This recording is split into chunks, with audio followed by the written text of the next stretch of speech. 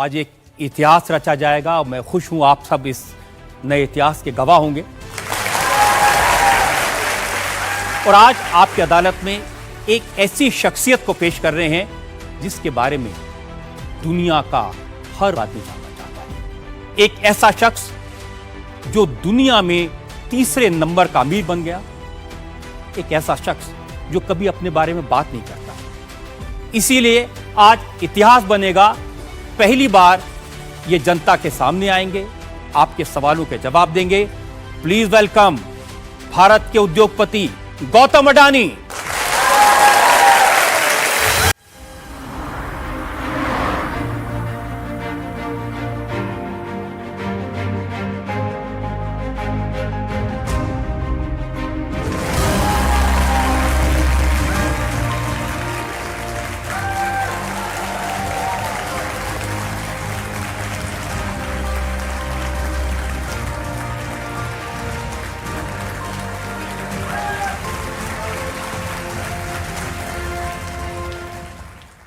गौतम अडानी पर आज के इस खास मुकदमे के लिए हमारी जज भी खास हैं, जो ऐसे इंस्टीट्यूशन को हेड करती हैं जहां पर बिलियनर बनाए जाते हैं, जहां पर करोड़पति अरबपति बनाए जाते हैं। World famous Shriram college of commerce की प्रिंसिपल डॉक्टर सिमरत कौर,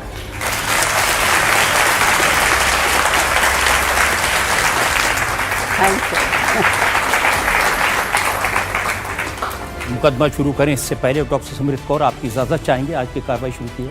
बिल्कुल शुरू की जाए।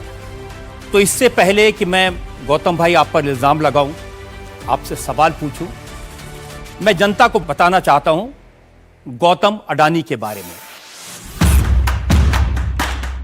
दुनिया के टॉप 3 रिचेस्ट लोगों में से एक, एशिया के सबसे अमीर गौतम अडानी की कहानी एक फिल्म के स्क्रीन प्ले जैसी है।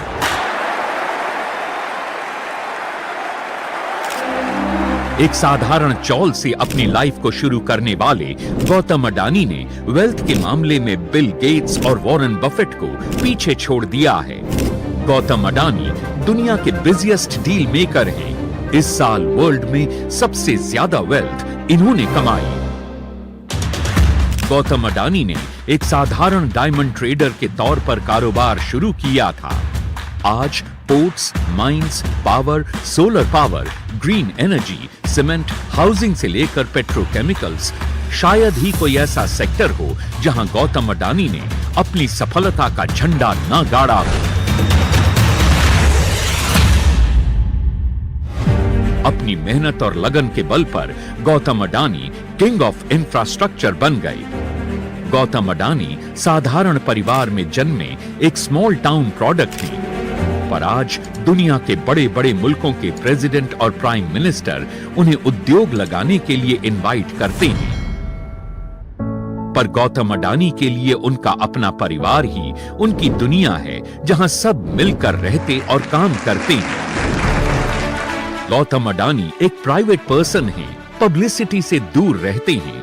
आज जिंदगी में पहली बार गौतम अडानी जनता के सामने जनता के सवालों के जवाब देंगे आपकी अदालत में।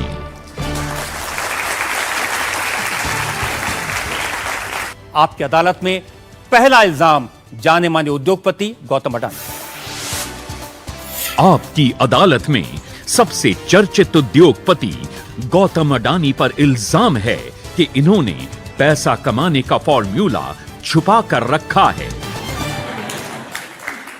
गौतम भाई, भगवान से तो सब मांगते हैं कि थोड़ा हमें भी दे दे, लेकिन लगता है ऊपर वाला सिर्फ आपकी सुनता है। मैं कई दिन से रिसर्च कर रहा हूं कि भाई आपकी वेल्थ कितनी है, हर रोज बढ़ जाती है और लगता है जब तक आपकी अदालत खत्म होगा आप 1000-2000 करोड़ रुपए और बढ़ा देंगे उसमें। तो फॉर्मूला क्या है, कैसे कमाते हैं? रजत भाई, पहले तो मैं आपका और आपके दर्शकों का आपकी अदालत में आपने मौका दिया तो मैं उसका शुक्रगुजार हूँ।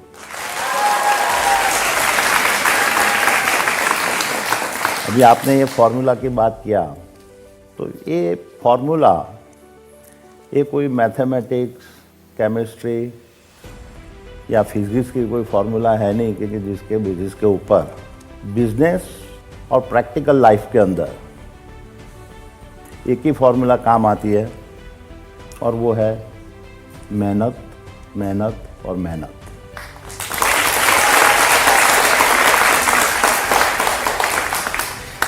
और मैं देखता हूँ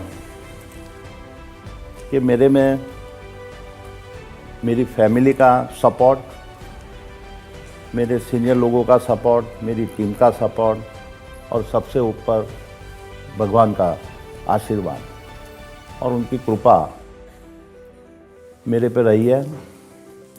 मैं नियत से काम करता हूँ और मैं मानता हूँ कि यही वजह है और उसका कोई शॉर्टकट नहीं है।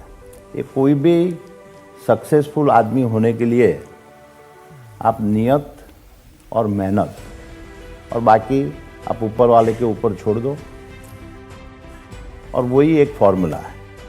अब देखिए ऊपर वाले पर भी कितना छोड़े गौतम भाई। दिसंबर 2021 में आपकी वेल्थ थी 9,62,322 करोड़। दिसंबर 2022 में साल भर में 18,64,579 करोड़। एक साल में 9 लाख करोड़ रुपए ऊपर वाला कितना दे रहा है? शेर रजत भाई, मैं तो ये आंकड़े की माया जाल में नहीं पड़ता हूँ। मेरे लिए मेजर बात वो है कि मैं देश के बदलाव के लिए मैं क्या कर सकता हूँ और ऐसे देखने जाऊँ कि आंकड़े क्यों बढ़े हैं तो मैं देख रहा हूँ कि देश पूरा एक तरक्की के मार्ग के ऊपर जा रहा है और मैं पूरा विश्वास के साथ कहता हूँ कि भारत की जो आज पोजीशन है और जो आने वाले 20 से 30 साल में जो पोजीशन होगी वो उसको कोई रोक नहीं पाएगा। देखिए जो फिगर्स हैं ना थोड़े आश्चर्य में डालने वाले हैं। आप हर रोज 1600 करोड़ रुपए कमाते हैं, हर घंटे की कमाई 67 करोड़ रुपए है। तो ये जो कमाने की आदत है बचपन से थी या जवानी में शौक आया?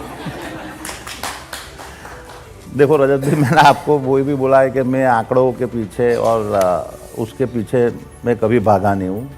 मैं 15 साल का था, 10वीं कक्षा पास करके ऐसे फैमिली के ऐसे संजोग बने कि जो मैं पढ़ाई पूरा किए बिना, ग्रेजुएशन किए बिना मैं मुंबई के लिए निकल पड़ा। वो सफ़र 4 साल का रहा और उसके बाद में वापस अहमदाबाद आया। बॉम्बे ने मेरे को काफ़ी चीज़ें सिखाई, हार्ड वर्क कैसे करना है सिखाया और उसके बाद में ये मेरी बिज़नेस की जर्नी चालू हुई। मिडिल क्लास फैमिली थी, बिज़नेस की फैमिली थी, बिज़नेस में से आए थे और एक जुस्सा था, 15 साल का 19 साल का लड़का और उसमें मेरे फैमिली के बिज़नेस के अलावा मेरे को कुछ और करने की एक अंदर से एक प्रबल इच्छा थी। मेरी फैमिली ने काफ़ी मेरे को सपोर्ट किया और उसके बेसिस के मैं आगे निकला। मूडी बहुत कम थी, वो मूडी के अंदर मेरे को आगे चलाना था। मुश्किलें काफ़ी थी, काफ़ी लोग एस्टेब्लिश थे, लेकिन मैं देखता हूँ कि मेरी ज़िंदगी में अलग अलग टाइम में कई लोगों ने मेरे को मेरी सफलता पाने के लिए मेरे को सपोर्ट किया है और मैं आज देखता हूँ कि आज जो भी हूँ वो उसकी वजह से। पढ़ाई में आपके दोस्त मुझे बताते हैं आप काफ़ी तेज थे, लेकिन आपने बीच में पढ़ाई छोड़ दी? नहीं, मैं पढ़ाई में होशियार था। मैं इंजीनियरिंग टेक्निकल सब्जेक्ट रखा था, मैथ्स में भी अच्छा था, पर ऐसे संजोग आए कि मैंने बोला कि पढ़ाई को बाद में देखेंगे और मैं बिजनेस के रास्ते में चला गया। अब गौतम भाई आपके चक्कर में बहुत सारे लोग पढ़ाई छोड़ देंगे कि पढ़ाई छोड़ने से पैसा बनता है।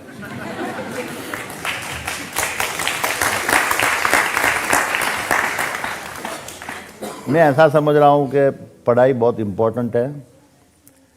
पढ़ाई आदमी को काफ़ी नॉलेजेबल बनाता है। मैं वो रास्ता चुन नहीं पाया, वो मेरी कम नसीबी है। मैंने एक दूसरा रास्ता ढूंढा और वो मेहनत और एक्सपीरियंस का था और वो मेहनत और एक्सपीरियंस से मेरा विजडम बढ़ा है। और मैं कभी कभी शांति से सोचता हूँ कि मैं पढ़ाई और नॉलेज होता और उसके साथ में मेरा ये एक्सपीरियंस और विजडम होता, तो मेरे को लगता है कि शायद मैं आज का गौतम अडानी से भी बेहतर हो सकता था। तो आप 10-12 साल पहले नंबर 1 बन गए हो। नंबर 1, नंबर 2, नंबर 3 वो तो ठीक है, एक कहानी है। लेकिन कहानी तो ये भी है ना, आपके पास एक स्कूटर था और आज आपके पास में जेट एयरक्राफ्ट्स का, हेलीकॉप्टर्स का एक फ्लीट है। कहाँ से कहाँ आ गए? रजत भाई, इतना बता सकता हूँ कि मैं ग्राउंड से जुड़ा हुआ आदमी हूँ और आज भी मेरे को स्कूटर चलाने वाला, रिक्शा में जाने वाला, बस में जाने वाला या जेट में जाने वाला, वो सब हर आदमी की मानसिकता क्या होती है उसका मेरे को पूरा अंदाज है, क्योंकि मैं वो जर्नी से पास किया हुआ आदमी हूँ। तो मेरे को आज मैं कहाँ पे हूँ, मैं कोई जेट में जा रहा हूँ, तो उसका मतलब वो नहीं है कि मैं ज़मीन से मेरा पग जुड़ा हुआ नहीं है। आजकल सोशल मीडिया पर एक मजाक चलता है कि मुकेश अंबानी ने अगर 500 मिलियन अपने घर बनाने में इन्वेस्ट नहीं किए होते, अडानी के शेयर में इन्वेस्ट कर देते, तो आज वो शायद दुनिया के नंबर 1 हो जाते।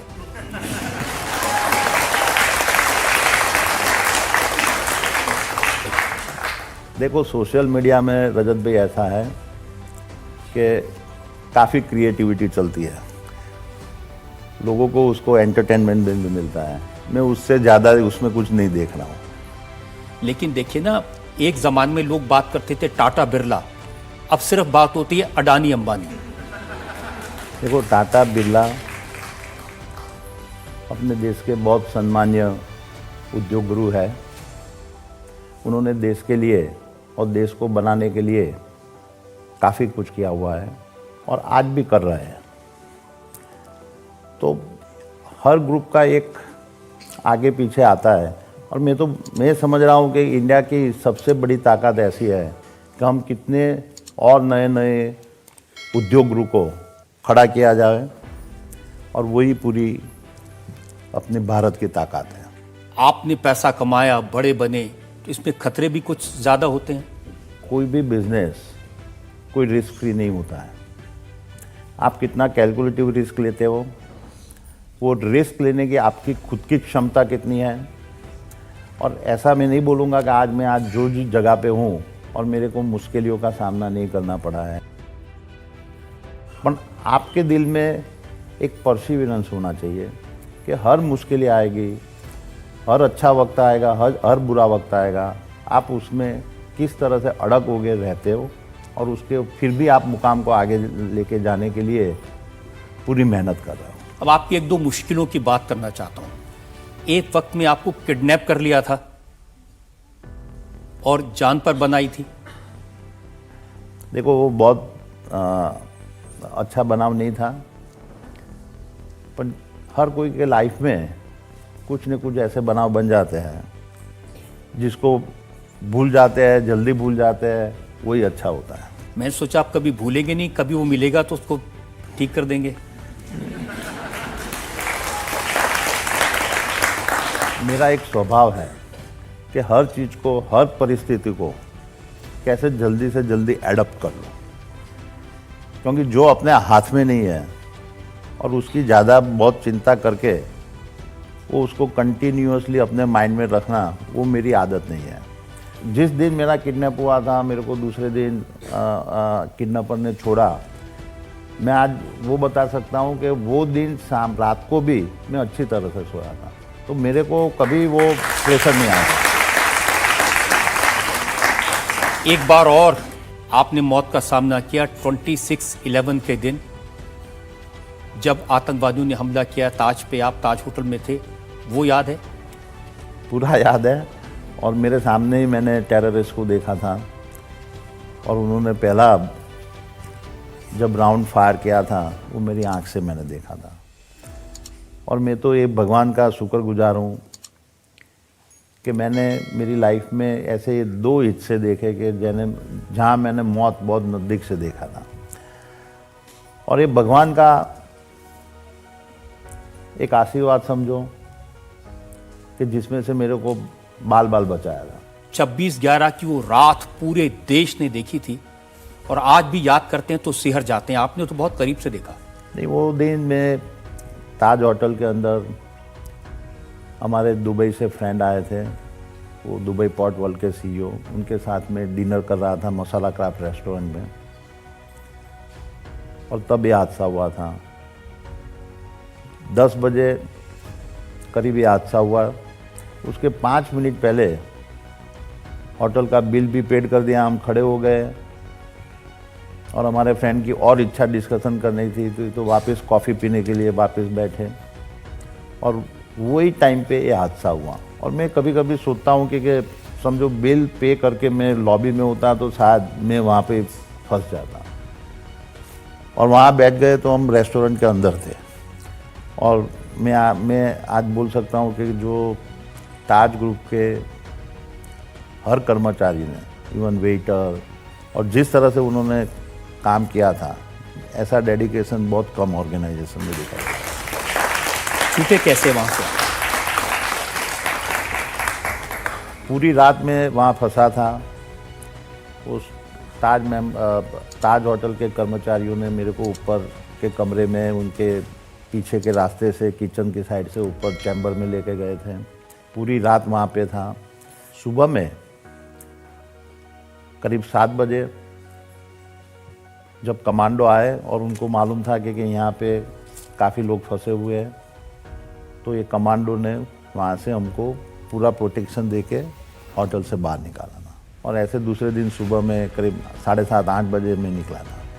बहुत दबाई, ईश्वर आपको लंबी उम्र दे, जीवन में ऐसा कभी फिर देखने को न मिले, ये हमारी दुआ है।